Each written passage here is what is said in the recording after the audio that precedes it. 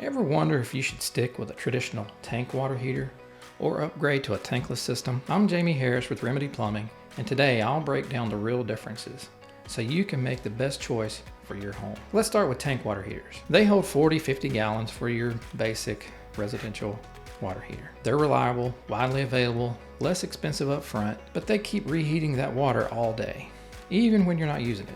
That means wasted energy and higher utility bills. Tankless units work differently. They heat water only when you turn on the faucet. No wasted energy.